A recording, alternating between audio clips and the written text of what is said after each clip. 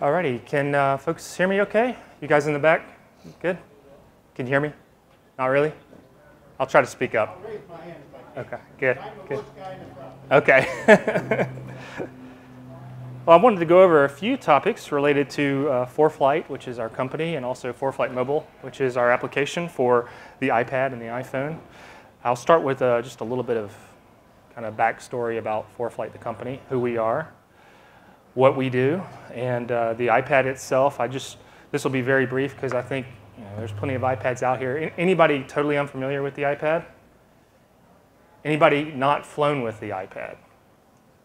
Okay, very few. Yeah, and I think this will all be really easy to understand at any of those levels. So I want to just show a little bit about how the iPad has just exploded in growth because I found a really interesting graph about that. I'll go over our application from a high level and just talk about the fundamentals of what the app does. What's the point of it? And then we'll also look at, in more detail, the last 12 months worth of features that we've added to the application. There's been a good bit of developments over this time period since we were here last year, and I thought it'd be good to really jump into some of those and see if there's any questions that have popped up on the new stuff and give you a good overview of that. And then I'll end with some quick tips. This is essentially a collection of issues that we see fairly often. It's a quick slide, but there's maybe 6 different issues that we see crop up from people that are either new to the iPad, but even people that have been using it for a couple of years. So we always like to call those out and make sure that everybody's aware of some of those particulars. And then we'll end with ways that you can learn more about the application and the iPad in general. So we are approaching our 6th anniversary as a company. My partner Tyson here and I formed it just before the iPhone came out, a few months before. And we were planning to go in one direction with what we wanted to do, and then the iPhone came out and Tyson got one at the AT&T store and realized pretty quickly that this was something pretty special, and that obviously there was nothing for aviation there, and it would having that type of device and computing power in your pocket, we knew would make a big impression on pilots. So that's where we jumped on it and have been working in that Apple space, writing software ever since. A focus of ours is ease of use above all else.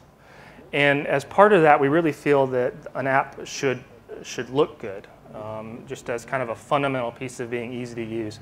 It should lend itself to telling you what you need to tap next to do any certain thing. And it should also reduce the amount of work that you need to do to get to any piece of information that you're trying to look up. I mean, when you're flying and you're bumping through the clouds and ATC's talking in one ear, you might not have a ton of brain power to allocate over to the iPad. So you want to make it as easy as possible to have it there as your co-pilot helping you out.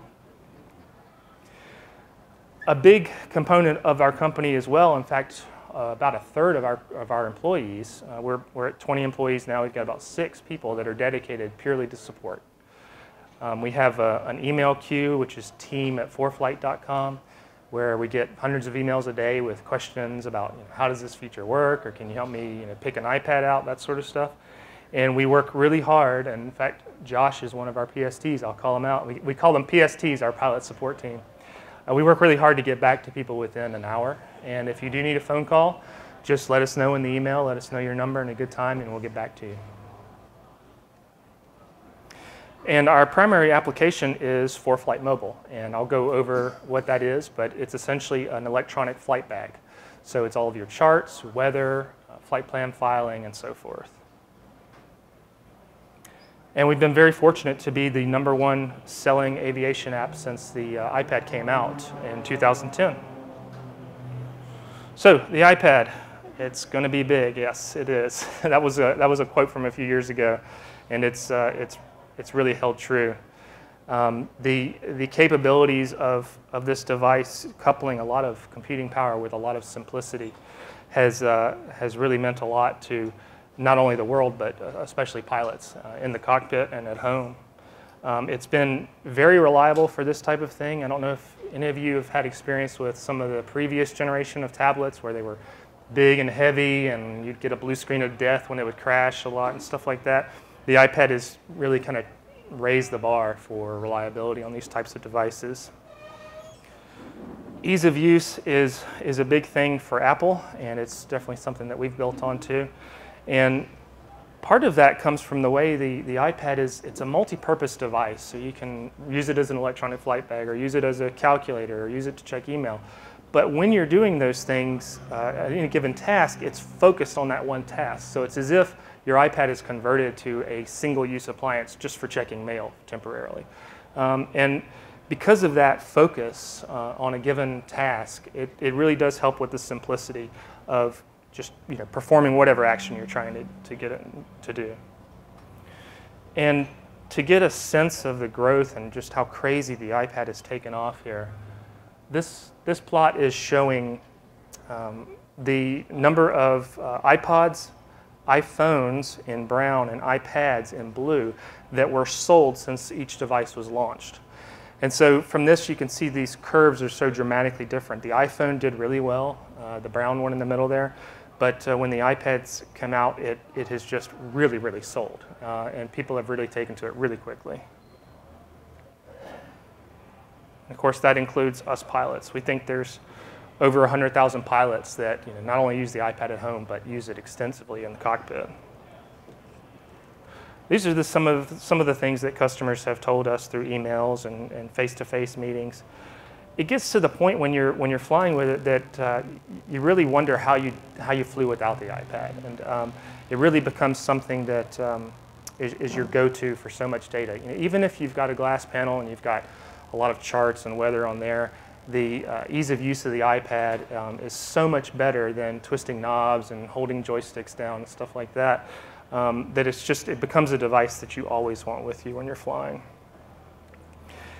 It allows you to keep very current with data. Obviously, with paper data, you're waiting on a shipment to come. Maybe you're interleaving the paper updates with the old stuff that didn't change. You're doing a lot of manual work, and you're trying to keep organized with paper. It's very difficult. Moving that into the digital realm, which is what an electronic flight bag does, lets you stay current with a single tap once a month, every 28 days when we issue data updates. But it also lets you get to the information that you need much more quickly.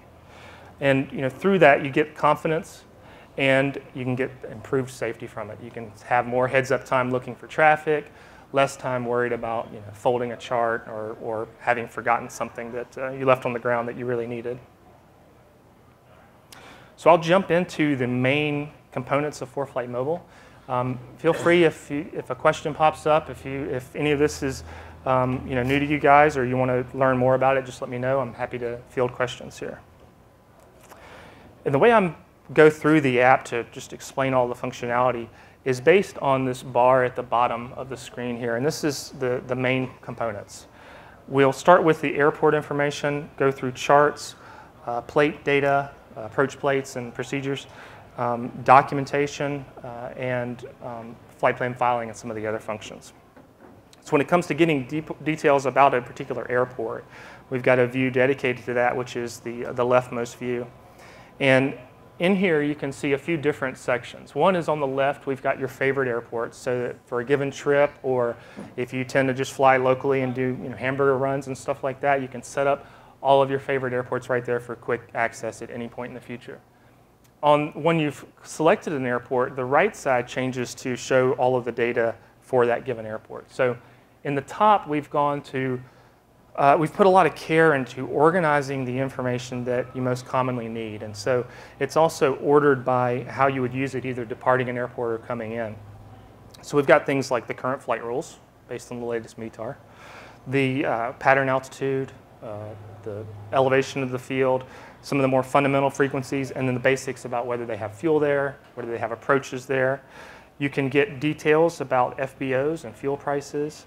You can look at the AFD sheet that you might have normally pulled out of the green books, among a lot of other things, including TAFs, winds aloft, runway details, and so forth, like all of the fundamentals about airports. The next view over is the mapping view, and this is probably one of the primary views that folks use in flight. This is where you can view any of the charts for the entire US, so the IFR lows and highs, the VFR sectionals. You can overlay various bits of weather information on top of that, so you can see what the radar looks like relative to your route. You can throw flight rules across the map so you can see where the low ceilings are or where the poor visibility is. And you can also build up very complex routes on this view and then fly it along the chart while you see your aircraft making progress down the map. And you can do routes, you can build up routes through a number of different ways, and I won't go into too much detail on all of these, but you can actually touch out a route on the map graphically. You can type it in based on what ATC is given to you. You can put in a start and end point, your departure and arrival points, and ask ForeFlight to give you suggestions for either airway-based routing or tech routes and some other things.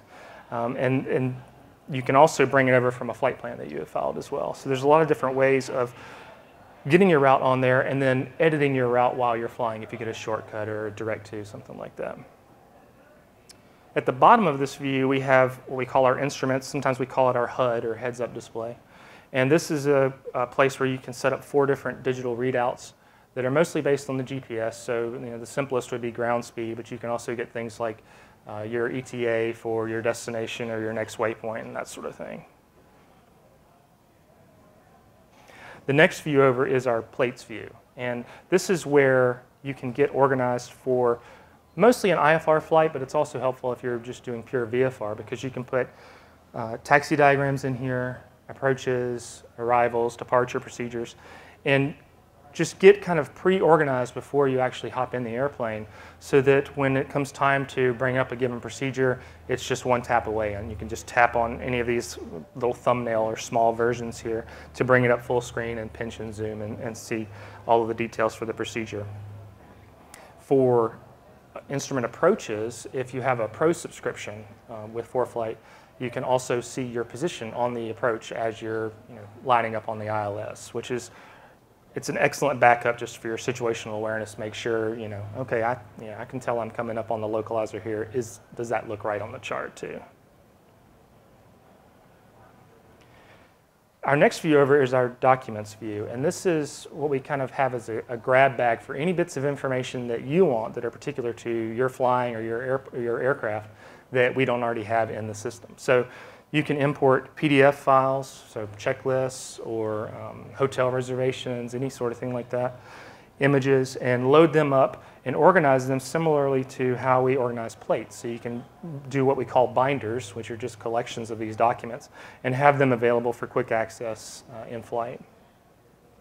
The other thing that we do here is provide a built-in catalog of documents that are really commonly used. So things like the AIM, or we'll often put the special NOTAM publications for big shows like Sun and Fun or Oshkosh, legend diagrams, basically any of these FAA docs that you can think of. They're in here for quick download, so you're not worried about trying to import it yourself.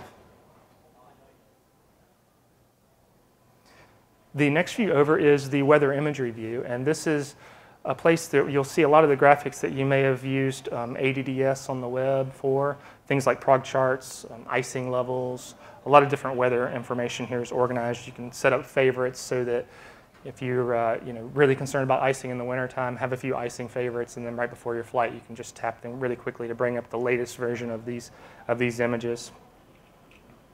We've got a lot of data for the US, but we've also got some limited international data if you're going up into Canada or Mexico. And then next is the file and brief view. This one's pretty simple. It's primarily a place where you can fill out an FAA flight plan form and get your flight plan filed and in the system with ATC or with flight service. But another thing you can do here is once you've set up your flight plan, you can just push a button called Brief and get a DUATS briefing, a full text briefing that DUATS provides, which is a nice kind of backstop to, you've done your own pre-flight checks, but you want to get sort of this official thing from DUATS. You can do that for your route right before you go as a double check of your own planning. And then at the end of the views, at the very right, we've got a collection of different sub-views, things like managing your aircraft, changing settings in the app for how you want data to display. But one of the more primarily used views in here is the downloads view. And so In here, you go in and you select which regions you'll be flying in, what states you'll be flying over, and then tell us what types of data you care about. So if you're an instrument pilot, you want the IFR lows and you want the VFR charts and so on. And then with a single tap, the app will download all of the data that's needed for that, all of the chart data, all of the airport information, and store that on the device so that when you're in flight and you don't have an internet connection to grab this data, it's there and waiting on you. And we work hard to get the next cycle's worth of data out as early as we can. It's usually, what have we been averaging, maybe 6 or 7? 5 to 6 days ahead of time. And what you can do is, once we've published the upcoming cycle's data, you can go in, again, just tap a single download button. It'll grab all the updates that are pending, but it won't start using that new cycle's worth of data until the cutover happens at 9 Zulu. Okay, so now I'm going to jump into the last 12 months worth of features that we've added into ForeFlight Mobile. And this is pretty fun for me to compile, to be honest. I go in and I look at our blog where we kind of list up all the updates that we've done over time. And it's really neat to me to just kind of go back 12 months, which just seems like an eternity to us, and just kind of see what we've added over time. And this is the list that I came up with. Terrain and obstacles. Talk a bit about that, and traffic data. We put a new map engine in the app recently, and that gave us some new features. Route editing there's a new way to edit routes that I'll go over. We've got a series of what we call advisors that help you pick routes, help you load up arrival and departure procedures, among other things. We've got our runway proximity advisor, which gives you audio and visual alerts as you are nearing and entering runways. When you're taxiing. We added a new feature called plate swiping, which I'll describe. Simulator support for desktop flight-based sims. And then there's a few extras that I'll go over as well. So terrain and obstacles. We've had a goal over the past maybe 6 months to achieve what we call the 3 T's. Terrain is one of these T's. And these were features that people had been asking us for, and they bubbled up to the top of our list of must-haves, must add these to the app. And terrain was one of the first. So here we've added terrain, rendering, and obstacle data into the mapping engine. And there's 3 ways of viewing this data on the maps. We have a terrain option, which is essentially just a shaded kind of hills, like you might see on a sectional chart. We've got obstacle data, which is basically putting little sectional style markers across the map for short and tall towers and so forth. And we also have our hazard advisor, which is a special view of the combination of terrain and obstacles. And what it shows is any terrain or obstacles that are threatening to you based on your current GPS altitude in the airplane. So it will show in red and yellow. Red, any obstacle or terrain that is within 100 feet below you or higher. And then in yellow, any of those things that are 1,000 feet below you to 100 feet below you. So as you might imagine, yellow is kind of the caution. Make sure you want to be over the yellow and make sure you're on top of what's going on. Red is, don't even bother, don't get anywhere near the red. For the obstacle data, anytime you see an obstacle on the map, you can tap it to get more details. You can see if it's a tethered balloon that's up 10,000 feet up, or if it's just some kind of little cell tower there or water tower.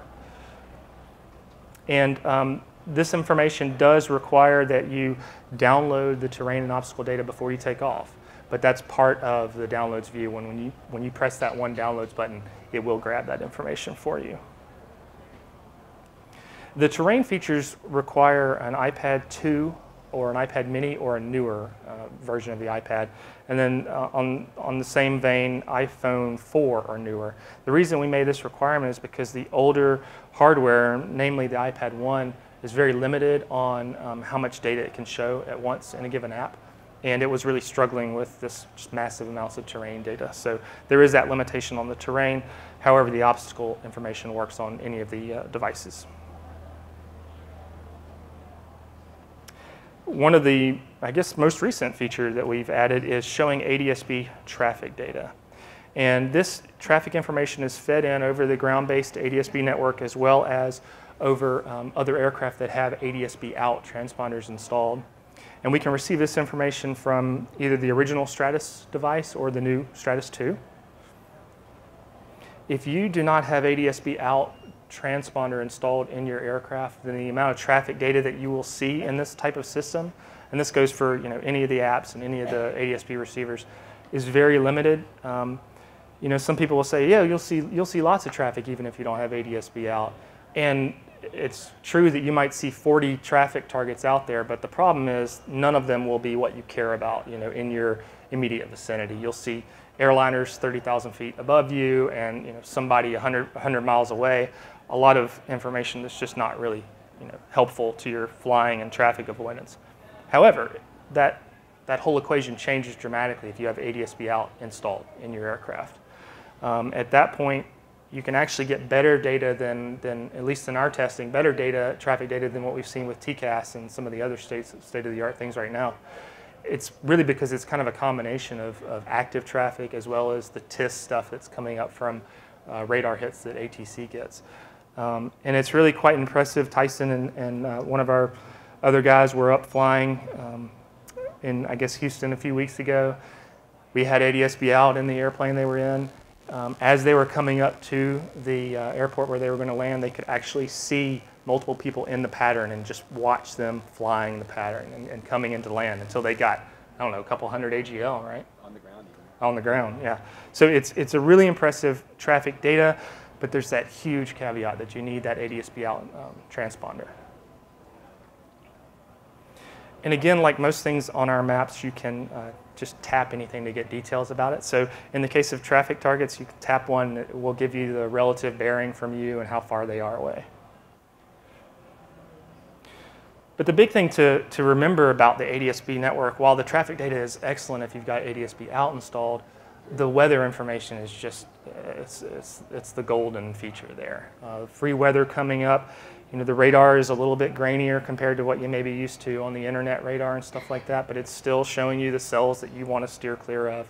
It's giving you METARs, TAFs, PIREPs, in-flight. If you're flying without in-flight weather today, VFR, IFR, it doesn't matter. It's a godsend to put it in. It's amazing.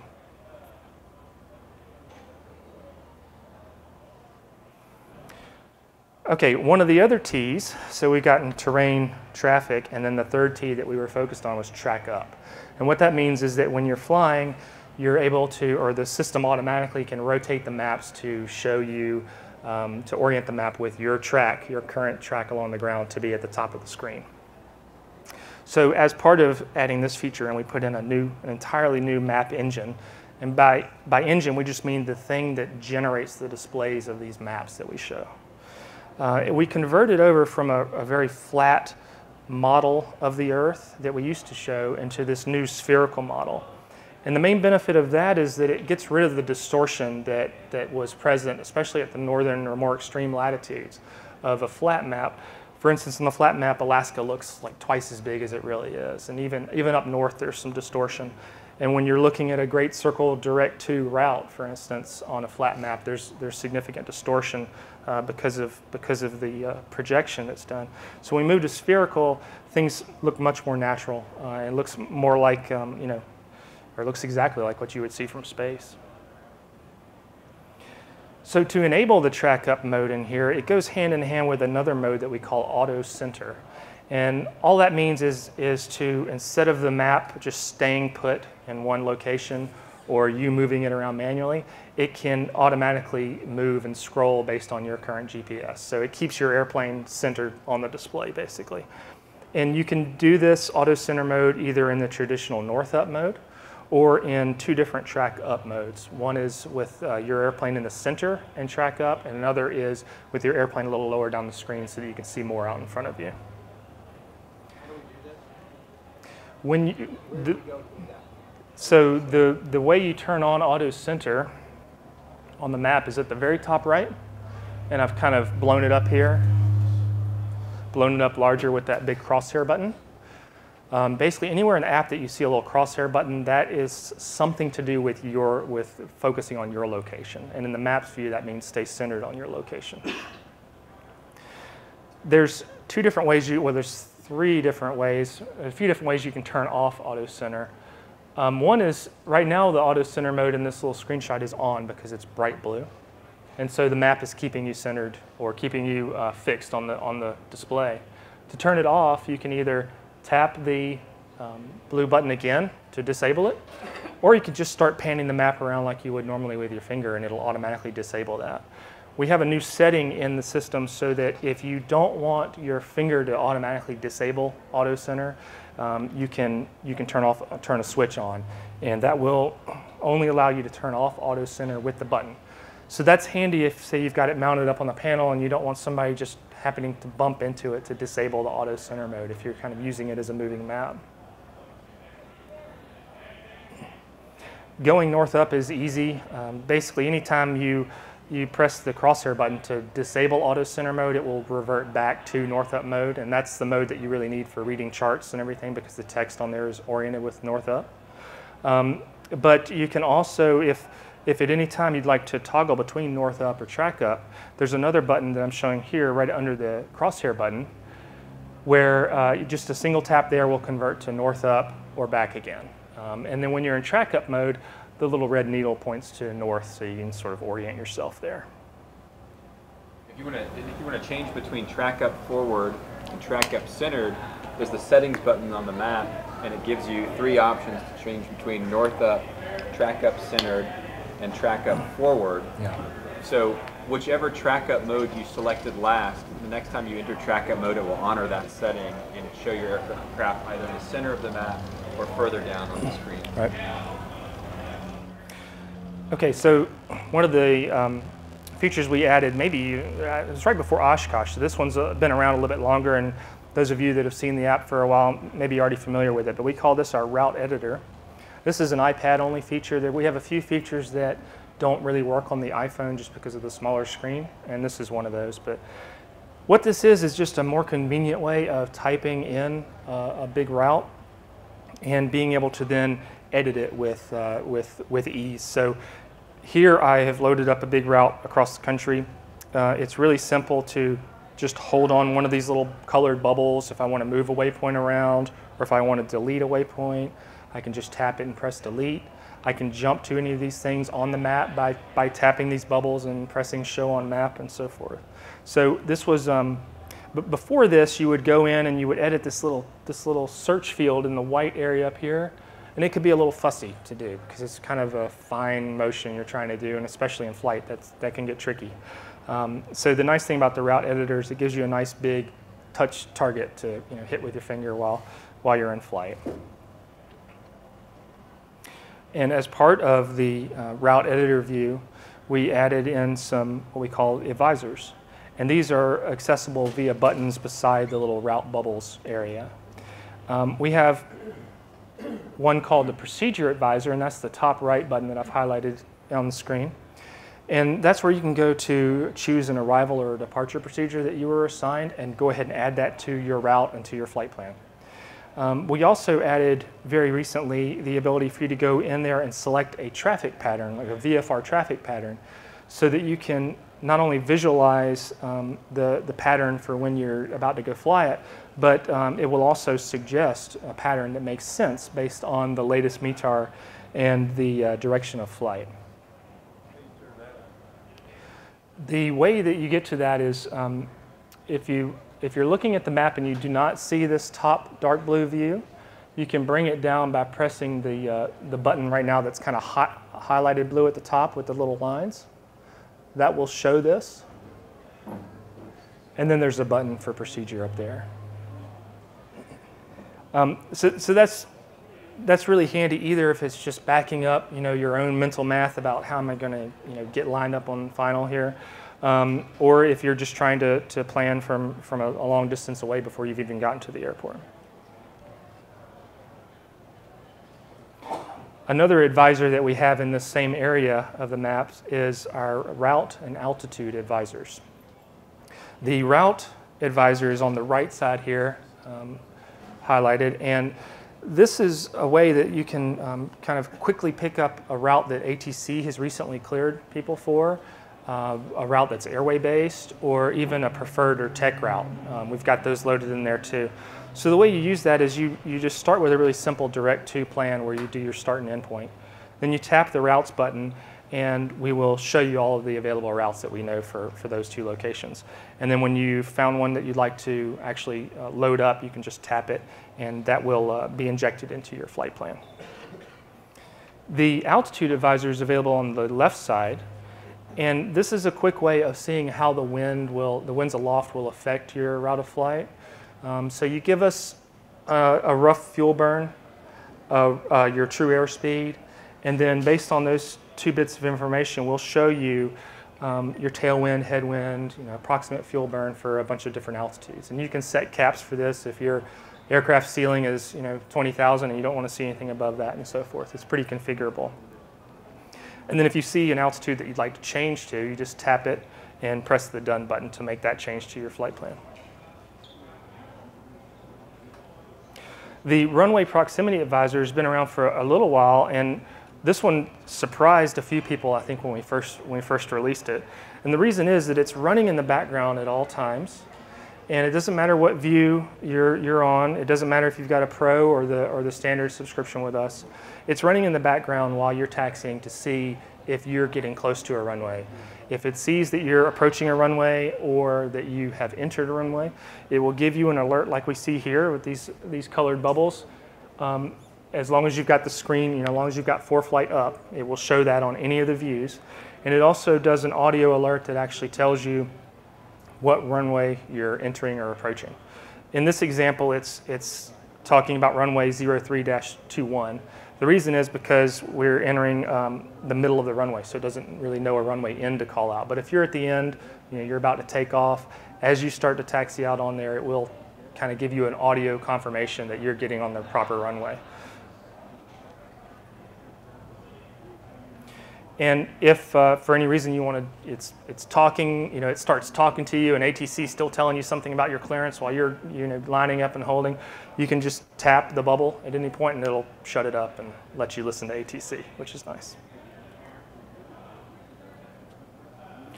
And the way we did this, we create a special buffer around each runway at each airport. And this is really just for the US because we have to have a certain amount of geographic data about the environment.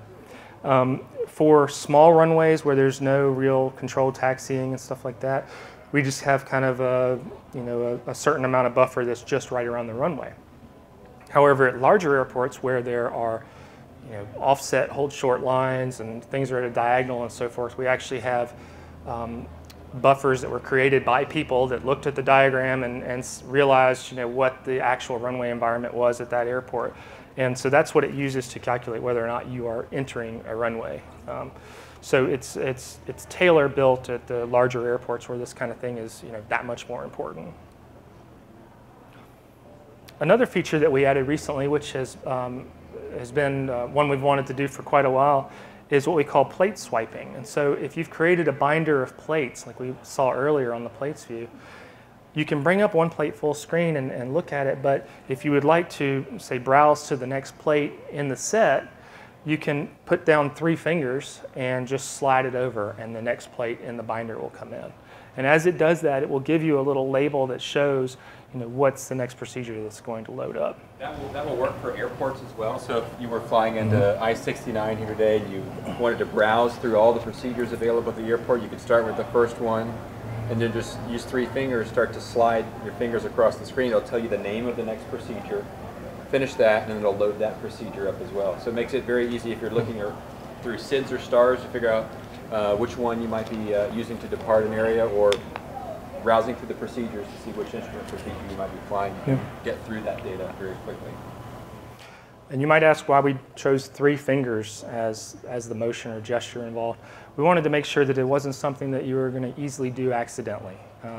If you had it in your lap, which is generally how I fly with the iPad just sitting here, we didn't want you to be shooting an ILS and working really hard and paying attention to the panel and everything else and set your hand down and somehow change to a different ILS with a different decision height or something like that. So it's an explicit gesture that won't be done accidentally.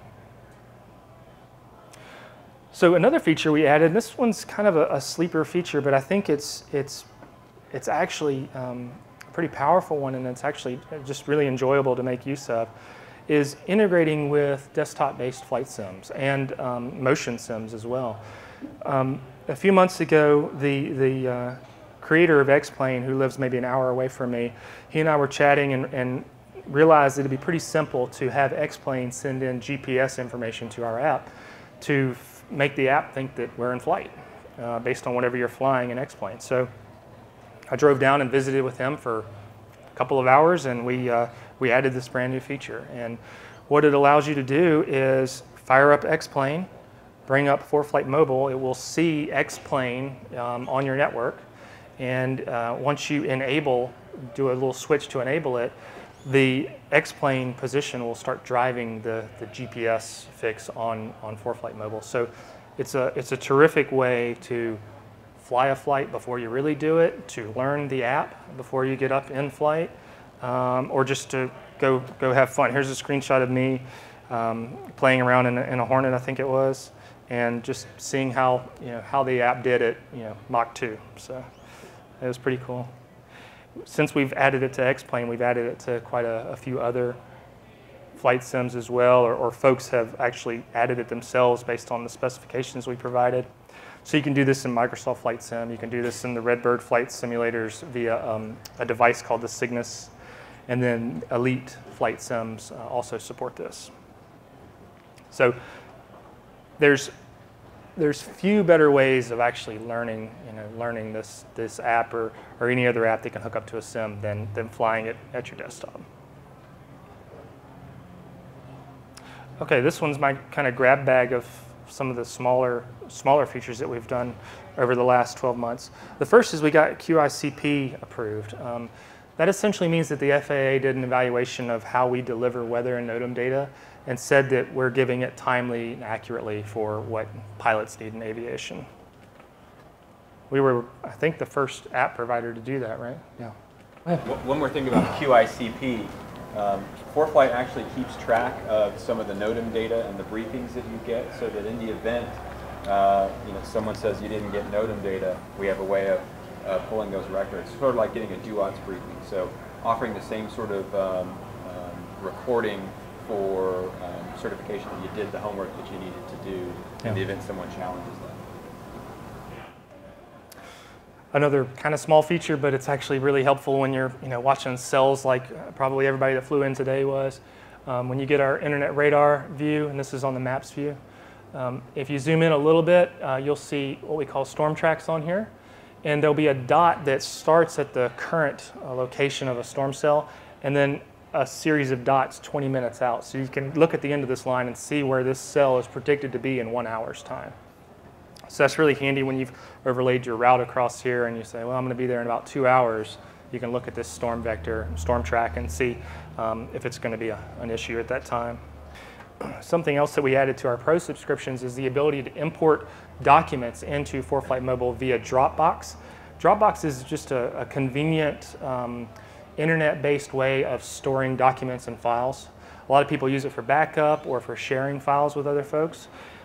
What you can do is set up a special Dropbox folder that you can just throw documents into and easily import it into ForeFlight without having to do the more manual import steps that we also support.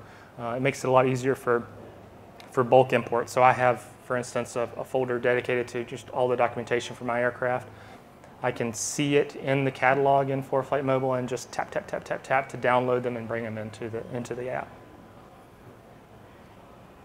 The extended center lines is a fairly new feature. And what this is for any of the airports that are in your current route, your current flight plan, we will draw on the map, and this will go over top of any of the charts that you've selected, the extended runway center lines, so that as you're coming in, you've got just more situational awareness about how you're lining up with the runway that you've been given or that you've selected. And you can turn this on and off through that view that Tyson was showing, which is available with this little gear button at the top of the maps view. Another feature is what we call auto taxi diagram, and what this does is, as long as this is enabled, which I think it is by default, when you land at an airport that has a taxi diagram and you get slow enough, we will automatically show the taxi diagram. And if you've got a Pro subscription, you'll see your aircraft when you're rolling out on the runway. So that saves you the one or more taps that may have been involved in getting to that taxi diagram really quickly. So when they're telling you to turn on Charlie, you'll be ready to know what that is. And then a new feature which maybe many people aren't aware of is that when every 28 days you come in here, you tap the button to do the downloads of your data updates. Those downloads can take a while depending on your network and how much data you've asked it to pull in. So we added a new feature where you don't have to keep the app running and visible anymore. You can sleep the iPad and it will continue to download. And then when it's finished 10 minutes later or whenever, it will give you a little ding notification and let you know that all of your ForeFlight downloads have completed. So that's really handy. So quickly, I just wanted to go through a few of those quick tips that I mentioned that even long-term ForeFlight users may not be aware of. The first one's kind of a big topic, but I wanted to touch on two parts of it: battery life. If you bring up a brand new iPad, charge it up fully, and let it run, it could potentially run for 8 hours just sitting there. However, when you're running an app like ForeFlight Mobile or any EFB app, we're doing continuous calculations on your location and trying to grab weather. We're doing a lot of work in the background at all times. So we're going to put a little bit more load on that battery. But there's different ways that you can reduce the battery impact or improve the battery life. And the biggest one is the screen brightness. So if you are using, there's really two ways of using our application. One is that you turn the screen off. Whenever you need a bit of data, you turn the screen on, you find it, you get that information, you turn the screen off again. That's the best way to to use the app for battery life.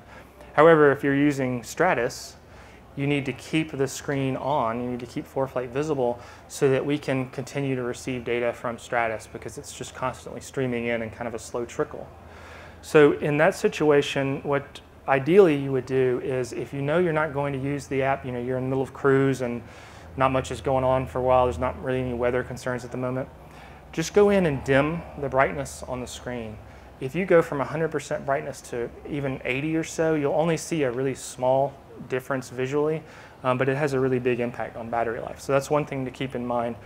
And that's especially true with the newer iPads with the Retina screens, which is iPad 3 and the newest one we call 4, because the Retina screens have a really bright backlight and they use up a lot of power. So if you can ease that down a little bit, you'll save some good battery life. The other is to turn off the internal radios on the iPad. Anything that you don't need right now, if you're not using Wi-Fi, if you're not using Bluetooth, if you're not using cell data, just go in there and turn those off. There's some caveats with how you do that, and the Sporties video talks about that. We've got documentation about it. Depending on what kind of devices you're using, you may want to make certain selections on your radios, but we can help out with that in your particular case. Deleting, we still get questions, and it's understandable about how do I delete certain items in here. And the reason we get questions about it is it's kind of hidden. Anytime there's basically a list of data and it's stuff that you've set up, say favorite airports or downloads that you've told us to pull in, you can do what we call a swipe to delete. So you take your finger and you swipe the row, the little bit of data, like you're trying to strike it out, and a little red delete button will pop up. And this is a standard throughout all the apps on the iPad, the Mail app and a variety of, almost every other third-party app for that matter uses this technique. So that's something that we like to point out. Airspace details is something else that some people miss. If you're looking at a MOA or even a Class Charlie or Delta on the chart, you can get some information just by reading the chart, but if you want the full details about it, you can just hold your finger down in the airspace and a little pop-up will appear like this lower screen here. And as long as you've selected this all option at the bottom of this pop-up, which is the default, at the top you'll see the details about the airspace. So if it's a MOA, you'll see frequencies that you can call to see if it's hot. You'll see floor and ceiling, and sometimes you'll even see the typical times that those airspaces are in use. Real quick with iOS 6, which is the latest version of the operating system for the iPad, and external GPSs. There's been some issues, lots of issues with external GPSs, so Bluetooth GPSs not working properly with iOS 6. If you're struggling with that and you can't see your location in our app, and this applies to basically any app, let us know. We've got some workarounds and ways to fix it up. We're also making changes to our app to try to bypass the problems in iOS to avoid the issue altogether, but we haven't gotten that out in the app yet. So if you're having trouble, by all means, reach out to us. We'd love to hear from you and help you out. Okay, and if the app is doing something that you know is weird, it's something just doesn't seem right, and again, this applies to any app. The way that you can restart an app is actually a little bit more complicated than you might think. So, okay, this will be a little easier than me just holding it up at least. So I'm running the app right now, and the way to just exit the app normally is you would just press the home button, which is the physical button on the front of the screen, and that just gets you out of the app. But the app's actually still running there. It hasn't really been totally killed off. So the way to really restart an application is to get back to your home icons like we're seeing here, but then double tap the home button, and that will bring up the list of recently used applications. This is handy if you want to just jump between apps too, because you can just tap one of these apps to go to the other one that you were recently running. But if I wanted to kill this app here, I can just hold my finger down on it. They all start doing this shaking and show the little red button. And then if I tap, I'm going to do it on the settings here. If I tap this red button here, it gets removed from the list, and it was actually totally killed off, so that when I run it again, it will start up from scratch. And for a lot of apps, that'll fix any little issues that came up. Another option is to simply reboot the iPad itself, which basically just means holding the power button down at the top. The little slider will come up, you throw that slider over and it'll power down and then bring it back up. That obviously restarts every app. And it's especially important with an iPad 1 to do that iPad restart before you go fly, because that frees up some of these memory problems that I mentioned, some of the performance issues with the iPad, and allows it to run these types of heavyweight apps like ForeFlight better. So if you do still have an iPad 1, it's a big upgrade to go to any of the newer iPads, so it's highly recommended. I mean, it's night and day even just going to the iPad 2, how much faster it is. So. Do you have a recommendation for which machine would be the best?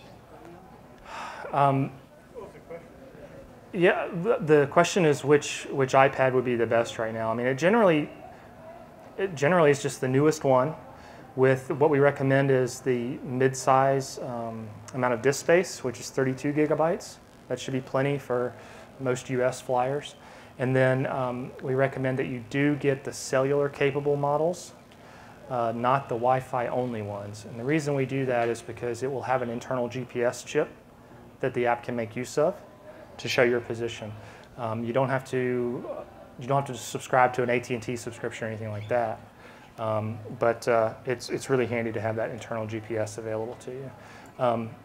That said, keep in mind that if an iPad was just updated 11 months ago, you probably don't want to go buy the latest one just yet, because they're on about a 12-month cycle. Yes. So the question was, if you've downloaded all of your data for a given data cycle, you preload the next data cycle, so you've got double the amount of data on your device. What happens to the old data once it becomes expired in a week or so? We do delete it automatically. We delete it slowly over a period of time to avoid any performance hiccups that would be caused by us trying to delete 1,000 files at once. So it does happen, but you might not see it instantaneously. However, if you do want to delete it instantaneously, there is a delete button on the downloads view. It will prompt you for whether or not you want to delete expired only or delete everything. And of course, you just do expired, and then it'll chug for just a little while and delete everything that's old. Is there an advantage to having the internal GPS if you're using Stratus, or is that just redundant at that point? You don't need any other GPS if you're using Stratus, because we will use the GPS signal from Stratus as long as you're connected to that. It's still nice to have the internal one though, because if you're just going up around the pattern or just local and you forgot your Stratus or whatever, you know, we'll make use of the internal one. So it's nice to have that. That's why we recommend you get it. The cellular capable ones maybe $120 more. So, you know, some of the external GPSs are only $100, so you're kind of, you know, out $20. But if in general, we feel like it's nice to have the convenience of it just being built in with the GPS. So learning more about our app in the iPad, in the Documents view in the app, you can grab our pilot's guide and a lot of other information, legends for how the radar graphics are, what they mean and so forth. ForeFlight.com/support has the pilot's guide there as well. FAQs, a bunch of tips and videos. Sporty's has a great video series that they've just released on flying with ForeFlight Mobile. That's highly recommended. I got to watch that a couple weeks ago and was blown away by that. And then anytime there's anything you want to ask us, fire away, team@foreflight.com. We'll get back to you quick. So with that, I'll open up to any other questions, and thank you for your time.